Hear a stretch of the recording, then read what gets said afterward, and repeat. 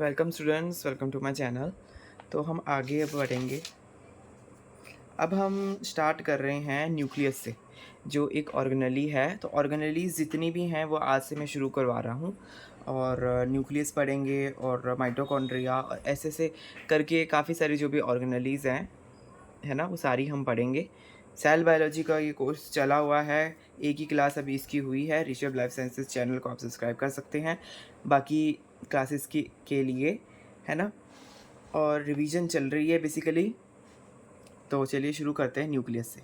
Nucleus की discovery इतना जो है, इसमें जो है वो शॉर्ट वे में लिखा हुआ है, पूरा कंसाइज है, ठीक है। तो पूरा पढ़ेंगे उसको अच्छे से और जानेंगे इसके बारे में। तो शुरुआत करने से पहले मैं बता दूं कि मतलब हाँ, यही बात मैंने आपको बता दी कि ये पूरा कंसाइज वे में लिखा हुआ है, ज़्यादा डिटेल में नहीं है, बहुत डिटेल में नहीं है, क्योंकि भाई बड़े बड़े पैराग्राफ्स हैं। बिल्कुल कंसाइज है ताकि फिंगर टिप्स में लर्न हो जाए। जो जो इसमें लिखा हुआ अगर वो भी लर्न कर लेंगे तो वो भी बहुत ज़्यादा फ़ायदेमंद रहेगा एग्ज़ाम पॉइंट ऑफ व्यू से। तो इसलिए मैंने पहले आपको बता दिया। हाँ, तो न्यूक्लियस जो है वो रॉबर्ट ब्राउन ने उसको क्या कहते हैं डिस्कवर किया था 1833 में। कैसे होते हैं मोस्ट ज़्यादातर जो होते हैं स्फेरिकल होते हैं और मल्टी लोब्ड भी होते हैं न्यूक्लियस, है ना। Found in polymorphonuclear leucocytes. कहाँ पाए जाते हैं? मल्टी लोब्ड ये पॉलीमॉर्फो न्यूक्लियर ल्यूकोसाइट्स में पाए जाते हैं। नेक्स्ट देखते हैं कंपोनेंट्स। देखते हैं सबसे पहले तो इसके जो कंपोनेंट्स हैं, न्यूक्लियस के जो कंपोनेंट्स हैं वो कैसे हैं, क्या हैं, वो एक बार देख लेते हैं। थोड़ा जूम कर देता हूँ। आई थिंक अब ठीक है। न्यूक्लियर एनवेलप है इसमें, न्यूक्लियोलस है, न्यूक्लियर मैट्रिक्स है, क्रोमेटिन है। ये 4 कंपोनेंट्स इसके होते हैं, न्यूक्लियर एनवेलप, न्यूक्लियोलस और न्यूक्लियर मैट्रिक्स और क्रोमेटिन। क्रोमेटिन में बेसिकली जो हमारा डीएनए वगैरह होता है वो क्रोमेटिन में प्रेजेंट होता है। उसमें you chromatin, heterochromatin, protein, histone, non histone, ये सब होता है। और न्यूक्लियर मैट्रिक्स जो है वो उसके 2 पार्ट्स होते हैं, 2 न्यूक्लियर पार्ट्स, एक न्यूक्लियर लैमेला और एक इंटरनल मैट्रिक्स प्रोटीन। ये फ्रेमवर्क पर प्रोवाइड करते हैं, एक प्रकार का फ्रेमवर्क प्रोवाइड करते हैं। और न्यूक्लियोलस जो एक प्रकार की ऑर्गेनेली होती है न्यूक्लियस के बीच में, ठीक है। एक और होता है न्यूक्लियोलस, एक ऐसा, है ना। और न्यूक्लियर एनवेलप जो है बाहर की, इनर मेम्ब्रेन और आउटर मेम्ब्रेन जो है वो न्यूक्लियर एनवेलप। तो एक एक करके सबको डिटेल में पढ़ते हैं। पहले न्यूक्लियर एनवेलप से पढ़ते हैं। न्यूक्लियर एनवेलप जो है इनर मेम्ब्रेन होती है, उसकी आउटर मेम्ब्रेन होती है। और आउटर मेम्ब्रेन जो है वो कॉन्टिन्यूस रहती है, और कॉन्टिन्यूस रहती है वो क्या बनाती है? आउटर मेम्ब्रेन ईआर बनाती है, एंडोप्लाज्मिक रेटिकुलम बनाती है। हाँ, और जो स्पेस होता है इनर और आउटर के बीच में उसको पेरी न्यूक्लियर स्पेस बोलते हैं। कौन सा बोलते हैं? Perinuclear space. जो इनर और आउटर के बीच में जो स्पेस है उसको पेरी न्यूक्लियर स्पेस बोलते हैं, ठीक। और ये आपस में कनेक्टेड होते हैं with the help of lumen of ER. ER का जो ल्यूमन होता है उससे ये आपस में कनेक्टेड होते हैं, और इनके ऊपर राइबोसोम्स भी प्रेजेंट होते हैं। जो ईआर है उसके ऊपर राइबोसोम्स भी प्रेजेंट होते हैं, तो वो rough endoplasmic reticulum I think बन जाता है। यस, बनता ही है। हाँ, और न्यूक्लियोलस तो एक इसके बीच में एक सर्कुल है, जैसे न्यूक्लियस है, न्यूक्लियस के बीच में एक और ऐसा होता है, उसको न्यूक्लियोलस बोलते हैं। हाँ, बात करते हैं न्यूक्लियर मैट्रिक्स की। न्यूक्लियर मैट्रिक्स के 2 पार्ट्स होते हैं, एक न्यूक्लियर लेमिना और एक होता है internal matrix routine. Nuclear lamina और इंटरनल मैट्रिक्स रूटीन, ये 2 चीज़ें हैं। हाँ, ये न्यूक्लियर लेमिना जो है उसका क्या काम है? वो नेटवर्क ऑफ इंटरमीडिएट फिलामेंट्स किसका मिलकर मिला बना है? इंटरमीडिएट फिलामेंट्स जो होते हैं ना, साइटोस्केलेटन। हम साइटोस्केलेटन भी पढ़ेंगे, अभी हमने साइटोस्केलेटन नहीं पढ़ा है। तो जो इंटरनल फिलामेंट्स हैं, इंटरमीडिएट फिलामेंट्स हैं, उसका मिलकर बना होता है nuclear lamina, made up of lamin protein से मिलकर, और है ना, लेमिन प्रोटीन और इंटरमीडिएट फिलामेंट्स है उसका मिलकर ये बना होता है। Provide support to links nuclear matrix to nuclear membrane. एक प्रकार का सपोर्ट प्रोवाइड करता है जो कि न्यूक्लियर मैट्रिक्स को न्यूक्लियर मेम्ब्रेन में लिंक करके रखता है। मैट्रिक्स को न्यूक्लियर मेम्ब्रेन में, मैट्रिक्स मतलब बाहर वाला एरिया, और जो मेम्ब्रेन है वो जो उसकी उससे कनेक्ट करके रखता है ये न्यूक्लियर लेमिना। और इंटरनल मैट्रिक्स प्रोटीन वो क्या है, वो एक प्रकार का स्ट्रक्चरल फ्रेमवर्क है फॉर ऑर्गेनाइजिंग क्रोमेटिन। क्रोमेटिन को ऑर्गेनाइज करके रखने के लिए एक फ्रेमवर्क है, organising chromatin, transcription and replication. हाँ, ट्रांसक्रिप्शन भी और रेप्लिकेशन भी इसी में होती है। ये जो फ्रेमवर्क है इंटरनल मैट्रिक्स प्रोटीन है, इसी के थ्रू होती है। आगे, हाँ, आगे देखते हैं क्रोमेटिन। क्रोमेटिन का देखते हैं, यूक्रोमेटिन मतलब जिसमें रू का मतलब है ट्रू क्रोमेटिन बेसिकली। हेट्रोक्रोमेटिन और प्रोटीन इसमें होता है क्रोमेटिन इसमें। हाँ, इसमें क्या कहते हैं, वो भी होते हैं बीच में प्रेजेंट होते हैं। हम इसके बारे में बाद में डिस्कस करेंगे। पहले हम देखते हैं क्या क्या कंपोनेंट्स क्रोमेटिन में। यूक्रोमेटिन है, हेट्रोक्रोमेटिन है, प्रोटीन है। प्रोटीन में हिस्टोन है, नॉन हिस्टोन है। और न्यूक्लियोलस, न्यूक्लियोलस का जो अब है, एक चीज़ पड़ी थी न्यूक्लियस, न्यूक्लियोलस बच गया था ये। तो इसका क्या है, ये site of transcription of rRNA. RRNA की ट्रांसक्रिप्शन की साइट है, किसकी, आरआरएनए की। राइबोसोमल आरएनए है जो उसकी ट्रांसक्रिप्शन साइट है ये। असेंबली ऑफ, और असेंबली करवाता है, किसकी असेंबली कराता है, राइबोसोम्स की असेंबली करवाने में मदद करता है। Synthesise 45S ribosomes, 45S ribosomes बनाता है न्यूक्लियोलस। और क्या यील्ड करता है फिर, 18S, 5.8S और 28S, ये सब यील्ड करता है। ये सब 45S से ये सब निकलते हैं। 18S निकलता है, 5.8S निकलता है और 28S निकलता है। न्यूक्लियोलस जो है वो produce by nucleolar organising region, NOR। जो NOR होता है उससे न्यूक्लियोलस जो है वो प्रोड्यूस होता है।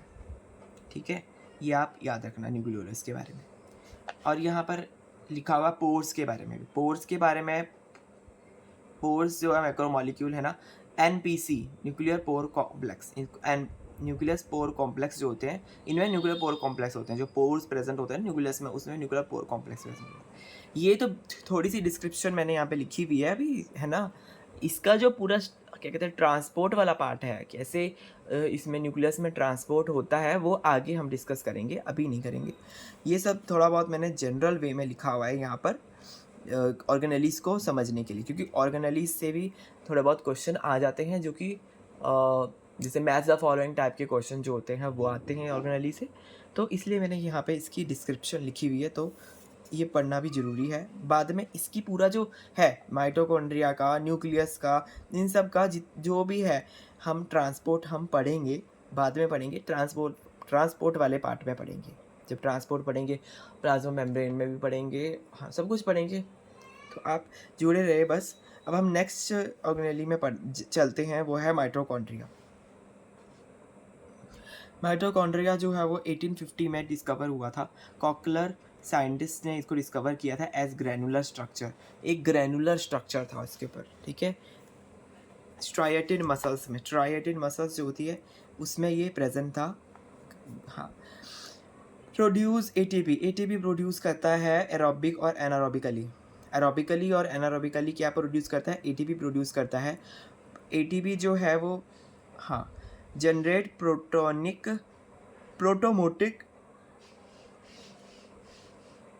ग्रेडियंट, एक प्रकार का प्रोटोन का एक ग्रेडियंट वो करता है, जैसे कि जो कि पंप करता है हाइड्रोजन आयन को साइटोसोल से to other side of membrane. Cytosol से बाहर निकालना बेसिकली इसको, जो हाइड्रोजन आयन्स हैं, हाइड्रोजन, हाँ, उसको बाहर निकाल रहा है। ठीक है, ये देखिए यहाँ पे बना भी हुआ है एडीपी से एटीपी। अच्छा सॉरी, यहाँ पे अंदर आ रहा है, अंदर आ रहा है। साइटोप्लाज्म बाहर है ना, साइटोप्लाज्म बाहर है, तो अदर साइड ऑफ मेम्ब्रेन मतलब दूसरी तरफ, मेम्ब्रेन की दूसरी तरफ को वो लेके आ रहा है। बेसिकली बाहर से अंदर लेके आ रहा है हाइड्रोजन को, जो बाहर से अंदर लेके आएगा तो एटीपी की फॉर्मेशन हो जाएगी, एटीपीएस। ठीक है, तो ये यहाँ पे एटीपी की फॉर्मेशन होती है इसमें। तो एक प्रकार से दिखाया हुआ है थोड़ा सा मैंने कि इसमें एटीपी की फॉर्मेशन होती है। एटीपी से ADP by using the form of energy. Yes, ATP energy currency है, हमें पता है। एटीपी से एडीपी में जब बनता है तो एनर्जी मिलती है। बाकी सारे प्रोसेस फिर उसी वजह से होते हैं। ठीक है, एरोबिकली और एनारोबिकली प्रोड्यूस होता है। एरोबिकली का तो हमने देख लिया, एरोबिकली पूरा देख लिया कि कैसे जो प्रोटॉन पंप है है ना, उसके थ्रू ये होता है। और अगर बात करें एनारोबिकली, उसमें कंटेन स्पीशीज स्पेसिफिक डीएनए, इसमें स्पीशीज स्पेसिफिक डीएनए जो है उसमें देखने को मिलता है साइटोप्लाज्मिक इनहेरिटेंस। और साइटोप्लाज्मिक इनहेरिटेंस में, हाँ, एनारोबिक वाला सॉरी अलग है, कुछ और है। यहाँ पे ये एक पॉइंट लिखा हुआ है कि contain specific DNA, specific DNA. अच्छा, माइटोकॉन्ड्रिया में एक स्पेसिफिक डीएनए होता है जो कि क्या कई बार जो है साइटोप्लाज्मिक इनहेरिटेंस के थ्रू आया हुआ है, या फिर राइबोसोम्स जो है वो प्रोटीन सिंथेसिस करवाते हैं, उसमें भी है क्योंकि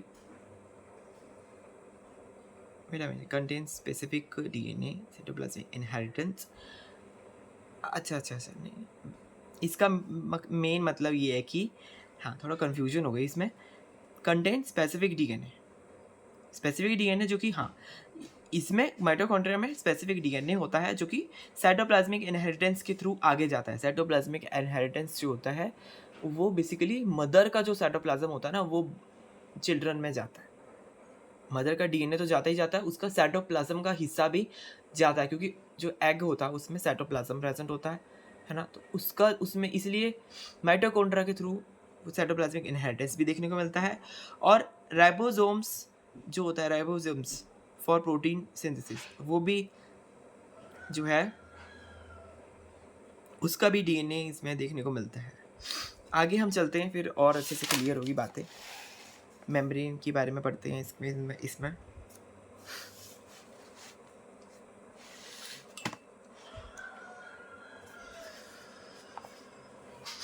मेम्ब्रेन जो है वो आउटर मेम्ब्रेन है, इनर मेम्ब्रेन है। आउटर मेम्ब्रेन जो है वो स्मूथ है पोरिन उसके उसमें प्रेजेंट है। वी डी ए सी क्या है? Voltage dependent A9 selective channel.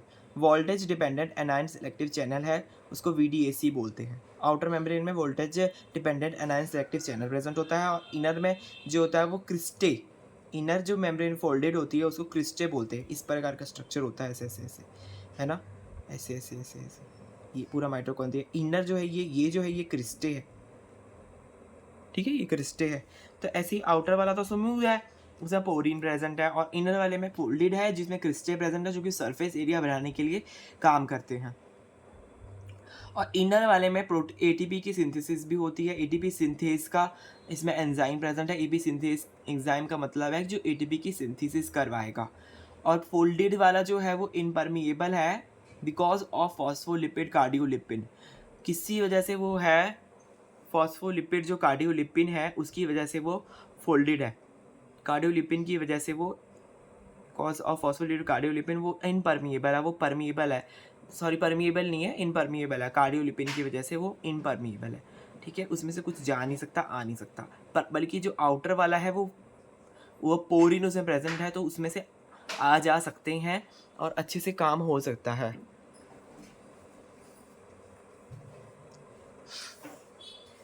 N side है और पी साइड है। एन साइड जो है, इसमें एन साइड को हम मैट्रिक्स बोलते हैं, ठीक है, और पी साइड जो है वो साइटोसाइलिक साइड होती है। एन साइड बेसिकली अंदर वाली साइड होगी बेसिकली, है ना, अंदर जो है, और पी साइड होगी इसकी बाहर वाली मैट्रिक्स की साइड। मैट्रिक्स में मल्टीपल, मैट्रिक्स तो मतलब उसके अंदर है, ये जो प्रेजेंट है ये मैट्रिक्स है।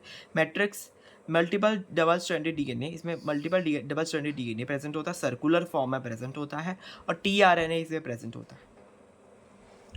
क्लोरोप्लास्ट की बात करें और माइटोकॉन्ड्रिया की बात करें, इनमें क्या सिमिलरिटी है? इनमें ये सिमिलरिटी है कि ये दोनों सेमी ऑटोनॉमस है। सेमी ऑटोनॉमस का मतलब कि अपना प्रोटीन खुद बनाते हैं, मेक ऑन प्रोटीन, अपना प्रोटीन खुद बनाते हैं। Also dependent on nuclear genes के ऊपर भी प्रेजेंट होते हैं, डिपेंडेंट होते हैं, और अपना खुद बनाते हैं। ये सेमी ऑटोनॉमस होते हैं,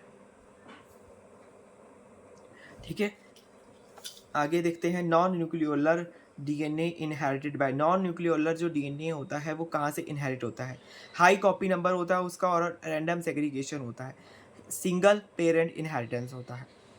तो कैसा होता है? हाई कॉपी नंबर और non nucleolar inherited by high copy number, random segregation high copy number की वजह से होगा और रैंडम सेग्रीगेशन की वजह से होगा। नॉन न्यूक्लियोलर का मतलब होगा साइटोप्लाज्मिक, नॉन न्यूक्लियर का मतलब होता है साइटोप्लाज्मिक, तो वो हाई कॉपी नंबर की वजह से इनहेरिट होंगे, रैंडम सेग्रीगेशन की वजह से होंगे, और डीएनए पेरेंट इनहेरिटेंस की वजह से होंगे। तो ये सारे जो पॉइंट्स हैं ये हम डिस्कस करेंगे बाद में, और भी इसको शायद गहराई से हम पढ़ेंगे जब हम बाद में साइटोप्लाज्मिक का इनहेरिटेंस देखेंगे। ये दूसरा यूनिट का बेसिकली पार्ट है, तो इसलिए यहाँ पे तो अभी फ़िलहाल होगा नहीं कवर, तो दूसरे यूनिट्स में कवर होगा।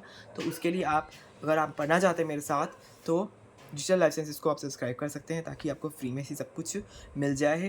तो आप देख सकते हैं, फिर जो अभी तो है पूरा फ्री चल रहा है, कुछ भी ऐसा कुछ वो नहीं। तो चलिए देखते हैं पैरोक्सिसोम्स के बारे में। पैरोक्सिसोम्स एक छोटी सी ऑर्गेनेली है। इसके बारे में क्या इंपॉर्टेंट पॉइंट्स हैं वो मैंने यहाँ पे लिखे हुए हैं। जो इंपॉर्टेंट पॉइंट्स हैं वही मैंने यहाँ पे लिखे हैं, ठीक है। सब कुछ मैंने यहाँ पे नहीं लिखा फिर तो, ताकि एक क्रिस्प वे में हम समझ सके, पढ़ सके, है ना, इसलिए मैंने यहाँ पे लिखा हुआ है। Single membrane bound small organelle है ये। कैसी है? Single membrane bound small organelle है। Produce and consume H2O2। H2O2 को ये प्रोड्यूस करती है, कंज्यूम करती है, ठीक है। H2O2 को प्रोड्यूस और कंज्यूम करती है। Next is H2O2 protect the cell wall. H2O2 क्या करते हैं? प्रोटेक्ट करते हैं, सेल वॉल को प्रोटेक्ट करते हैं। रोल क्या है? कन्वर्ट करना, फैटी एसिड को शुगर में कन्वर्ट करना in photorespiration. Photorespiration में ये मदद करती है, फैटी एसिड को शुगर में कन्वर्ट करती है फोटो रेस्पिरेशन के दौरान। Matrix has oxidising enzymes. Oxidising enzymes जो होते हैं वो इसमें प्रेजेंट होते हैं। कैटालेस हो गया, ऑक्सीडेज हो गया, ये इसमें प्रेजेंट होते हैं। कैटालेस क्या करते हैं? H2O2 को O2 में कन्वर्ट करते हैं। कैटालेस नाम का एंजाइम जो है H2O2 को O2 में कन्वर्ट करता है। तो ये इसकी कुछ इंपॉर्टेंट पेक्यूलर फीचर्स हैं जो कि इसमें एक मेन बात होगी कि ये H2O2 प्रेजेंट है। H2O2 प्रोटेक्ट करता है सेल को, और ये इसका रोल ये है कि फैटी एसिड को शुगर में कन्वर्ट कर रहे हैं with the help of photo respiration. और मैट्रिक्स में ऑक्सीडाइजिंग एंजाइम्स है जो कि कैटालेस और ऑक्सीडेज नाम के, और वो O2 में बनाने में मदद कर रहे हैं बेसिकली। नेक्स्ट देखते हैं, इसमें इतना ही है इंपॉर्टेंट, और सिंगल मेम्ब्रेन बाउंड है ये। इसकी भी हम पूरा जो पैरोक्सिसोम्स की जो पूरा ट्रांसपोर्ट वाला पार्ट है वो हम ट्रांसपोर्ट वाले में पढ़ेंगे। अभी तो हम इसको नहीं पढ़ेंगे, अभी तो मैं बहुत ही जनरल वे में आपको ऑर्गेनेलीज समझा रहा हूँ, क्योंकि ये जनरल वे में भी पूछते हैं क्वेश्चन, मैथ द फॉलोइंग में और पार्ट बी में पूछते हैं बेसिकली। ER जो है, ER को एंडोप्लाज्मिक रेटिकुलम, ये 1945 में चिक एम्ब्रियो में पाया गया था, ठीक है। चिक के एम्ब्रियो में पाया गया था ये, ठीक है। और इसका क्या है? मेम्ब्रेन बाउंड है ये, ठीक है। मेम्ब्रेन बाउंड ऑर्गेनेली है, हाँ। बडेड ऑफ फ्रॉम, किससे निकलती है? बेसिकली न्यूक्लियस से निकलती है, क्योंकि न्यूक्लियर की जो आउटर, हमने पढ़ा था, न्यूक्लियस की जो आउटर मेम्ब्रेन होती है उससे ही क्या कहते हैं ये मिलता है। यहाँ पे देखिए आउटर मेम्ब्रेन जो हमने कहीं पढ़ा था, अभी पढ़ा था, दिख नहीं रहा, तो उसी से ये निकलता है। तो इसलिए यहाँ पे ये लिखा हुआ है कि ये बडेड ऑफ फ्रॉम न्यूक्लियस है। तो न्यूक्लियस, ठीक है, budded of from nucleus.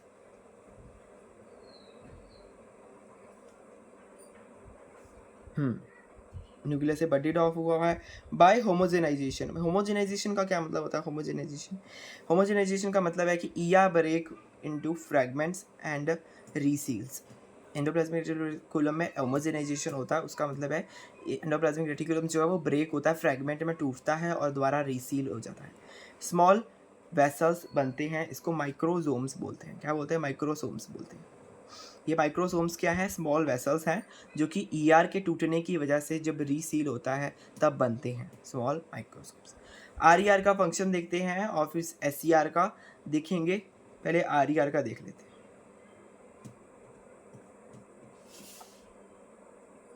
RER जो है इसका फंक्शन क्या है?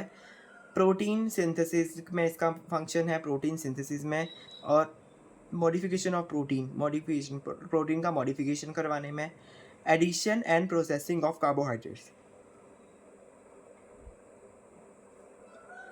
एडिशन मतलब ऐड करवाना और प्रोसेसिंग करवाना, कार्बोहाइड्रेट की प्रोसेसिंग और एडिशन करवाने में मदद करते हैं ये, ठीक है। एन लिंक्ड ग्लाइकोसाइलेशन इसमें देखने को मिलती है। कौन सी? एन लिंक्ड ग्लाइकोसाइलेशन देखने को मिलती है। डोलिगोल्फ पायरोफॉस्फेट पाथवे भी देखने को मिलता है। एन लिंक ग्लाइकोसाइलेशन को हम डॉलिकॉल पायरोफॉस्फेट पाथवे भी बोलते हैं। एन लिंक ग्लाइकोसाइलेशन को हम इसका पूरा जो पाथवे है हम पढ़ेंगे, बाद में पढ़ेंगे। डॉलिकॉल पायरोफॉस्फेट पाथवे कोर ग्लाइकोसाइलेशन इसको बोल सकते हैं, इसको कोर ग्लाइकोसाइलेशन। ओ लिंक्ड भी होती है, एन लिंक्ड भी होती है। ओ लिंक्ड जो होती है वो बेसिकली दूसरे में होती है, किसमें, गोल्जी वाले में होती है, दूसरे ऑर्गेनेली में। हाँ, फॉर्मेशन ऑफ डाइसल्फाइड बॉन्ड बनाता है कौन, ये आर जो है रफ एंडोप्लाज्मिक रेटिकुलम जो है वो क्या बनाता है, फॉर्मेशन डाइसल्फाइड बॉन्ड्स भी बनाता है, प्रॉपर फोल्डिंग भी कराने में मदद करता है, स्पेसिफिक प्रोटियोलिटिक क्लीवेज भी कराता है जो कि जाइमोजन के थ्रू कराता है। एंजाइम है जाइमोजन, उसके थ्रू ये प्रोटियोलिटिक क्लीवेज भी कराता है। असेंबली मल्टीमेरिक प्रोटीन है, असेंबली कराने में मदद करता है। अब हम आगे देखते हैं किसके, SCR के, स्मूथ एंडोप्लाज्मिक रेटिकुलम जो है उसके देखते हैं। एक्ट एज साइट ऑफ, इसके फंक्शंस हैं बेसिकली, ठीक है। इसके किसकी तरह एक्ट करता है, site of lipid biosynthesis, lipid की बायोसिंथेसिस के थ्रू ये वो काम करता है, लिपिड बायोसिंथेसिस में करता है, लिपिड बायोसिंथेसिस डिटॉक्सिफिकेशन में कर रहा है ये रोल प्ले, और कैल्शियम रेगुलेशन में भी कर रहा है। लिपिड बायोसिंथेसिस, डिटॉक्सिफिकेशन और कैल्शियम रेगुलेशन, कैल्शियम की रेगुलेशन में कर रहा है। एन लिंक्ड जो है वो को ट्रांसलेशनरी है। को ट्रांसलेशनरी मतलब ट्रांसलेशन के दौरान होने वाला एक प्रोसेस है जो RER रफ एंडोप्लाज्मिक रेटिकुलम में देखने को मिलता है। को ट्रांसलेशनरी है, ट्रांसलेशन के दौरान होता है। और जो ओ लिंक्ड ग्लाइकोसाइलेशन है, ये याद रखने वाला पॉइंट है कि वो पोस्ट ट्रांसलेशनरी है, ट्रांसलेशन के बाद होता है। आगे देखते हैं रिजल्ट में क्या आता है। अगर एन लिंक्ड ग्लाइकोसाइलेशन होती है, इसकी रिजल्ट क्या है, इसकी रिजल्ट ये है कि इसमें 2 नैग मिलते हैं, 2 मैनोज मिलते हैं, 9 मैनोज मिलते हैं, 9 लिखा हुआ है ये, हाँ 9 लिखे हैं, 9 मैनोज मिलते हैं और 3 ग्लूकोज देखने को मिलते हैं, 3 ग्लूकोज देखने को मिलते हैं। तो ऐसे याद कर सकते हैं 2 नैग 9 मैनोज 3 ग्लूकोज, 2N9M3G, ऐसे याद कर सकते हैं। 923 920 9 नहीं सॉरी 293 NFG, 293 NFG। मतलब ये सब जो चीज़ें हैं ये हमारे को एज अ रिजल्ट मिलती है एन लिंक्ड जो ग्लाइकोसाइलेशन होती है उसकी, उसमें एन लिंक्ड जो ग्लाइकोसाइलेशन के फंक्शन क्या है, प्रॉपर फोल्डिंग करने में मदद करता है, ठीक है, प्रॉपर फोल्डिंग करने में। प्रोटियोसिस रेसिस्टेंस में, प्रोटियासिस जो रेसिस्टेंस है उसमें, सेल एडिशन, सेल की और सेल की जो आपस में एडिशन है उसमें मदद करता है। सर्व एज एंटीजन डिटर्मिनेंट, जो एंटीजन डिटर्मिनेंट है उसमें ये एक, हाँ उसमें सर्व करता है, एंटीजन डिटर्मिनेंट में क्या कहते हैं, सर्व करता है। यहाँ देखते हैं आगे क्या फंक्शंस हैं और देखते हैं, कई सारा कुछ यहाँ पे लिखा हुआ है। प्रॉपर फोल्डिंग में मदद कर रहा है, एन लिंक्ड ग्लाइकोसाइलेशन की बात हो रही है यहाँ पर। प्रॉपर फोल्डिंग में, फोल्डिंग और फॉर्मेशन ऑफ डाइसल्फाइड बॉन्ड जो है उसके बनने में।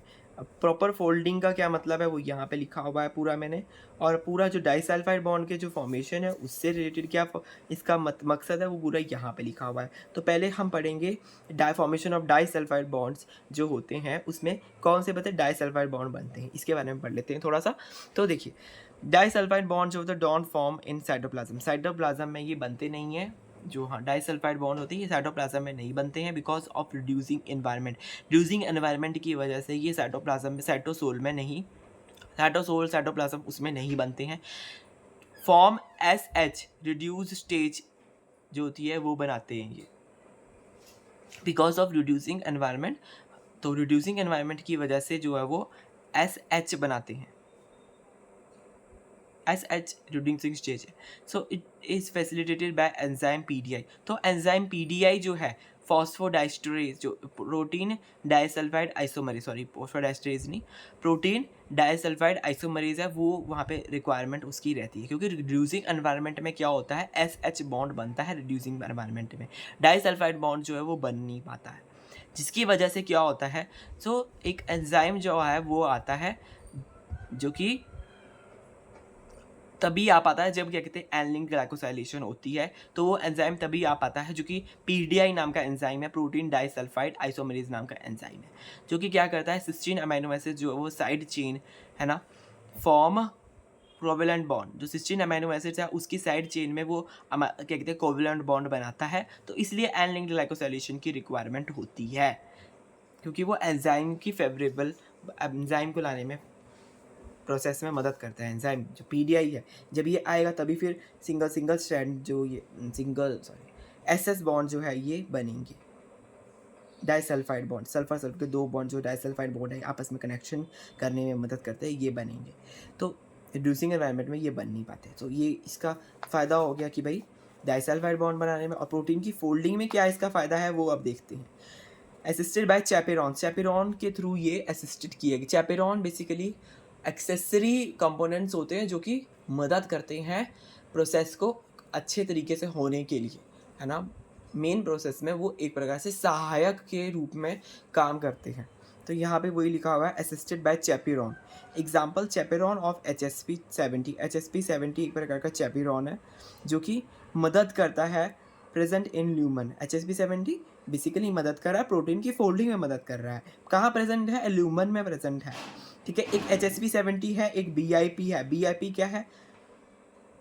Binding IG protein. IG immunoglobulin, basically antibody जो होती है उसका ये नाम है, बाइंडिंग इम्यूनोग्लोबिन प्रोटीन जो है BIP है। BIP हो गया, HSP70 हो गया, तो ठीक है। HSP70 जो है इसके एग्जांपल क्या कौन कौन से हो गए? कैलनेक्सिन हो गया, कैलरेटिक्यूलिन हो गया। कैलनेक्सिन जो है वो और कैलरेटिक्यूलिन जो ये क्या करते हैं? ये प्रिवेंट करते हैं immature incorrect folding. Immature incorrect folding को ये प्रिवेंट करते हैं। जो इमेच्योर जो फोल्डिंग इनकरेक्ट फोल्डिंग है उसको ये क्या कर रहे हैं? प्रिवेंट कर रहे हैं, होने नहीं दे रहे इमेच्योर फोल्डिंग को। तो अच्छी बात है, बेसिकली एक प्रकार से फैसिलिटेट कर रहे हैं कि अच्छे तरीके से प्रोटीन की फोल्डिंग होगी। गलत काम नहीं होगा तो एरर नहीं आएंगे तो अच्छे से प्रोटीन जो है वो फोल्ड होगा। प्रोटीन फोल्ड होगा अच्छे से तो आगे चलकर जो है ना बेसिकली जो चीज़ें हैं वो अच्छे तरीके से काम करेंगी, अच्छी तरीके से फिर वर्क करेंगी। प्रोटीन ने जहाँ जाना है या फिर कुछ भी है, mRNA भी प्रोटीन लास्ट में आता है ना, तो फिर वो अच्छे से सारा प्रोसेस जो है हमारा